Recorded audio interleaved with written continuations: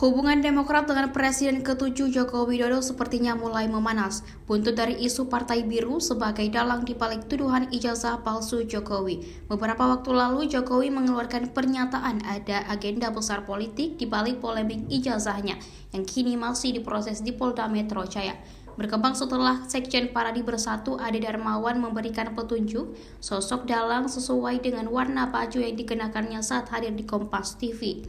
Ketika itu Ade mengenakan pakaian berwarna biru, dugaan lalu mengarah pada Partai Demokrat. Apalagi pihak yang menggebor-geborkan polemik ijazah Jokowi adalah Roy Suryo, mantan kader Demokrat selama 15 tahun. Begitu juga yang diutarakan Ketua Umum Solidaritas Merah Putih Sylvester Matutina. Menurutnya Roy Suryo hanyalah pion yang digerakkan tokoh-tokoh dan mantan petinggi di Indonesia yang menginginkan Prabowo Gibran berpisah dan tidak sukses hingga 2029. Politikus Partai Demokrat Yan A. Harapan dilansir dari Kompas TV menilai tidak elok jika Jokowi melakukan tuduhan tidak dengan terang-terangan soal itu. Seorang yang pernah memimpin Republik selama 10 tahun melakukan tuduhan sangat kurang pas dilihat.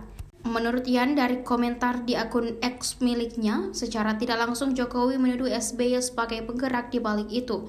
Menurut Yan, sepatutnya Jokowi tidak melakukan tindakan yang memperkeruh suasana dalam kisru ijazah palsu. Terlebih dengan menuduh pihak lain ada di balik persoalan tersebut.